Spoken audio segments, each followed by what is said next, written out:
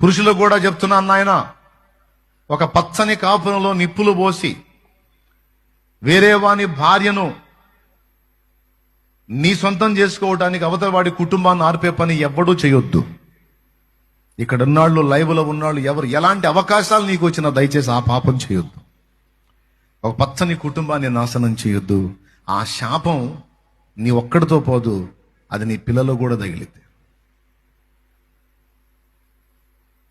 ఎంతమంది పురుషులు వింటున్నారు ఈ మాట? తెలిసి తెలిసి ఒక కుటుంబంలో నిప్పులు పోయొద్దు, ఒక కుటుంబంలో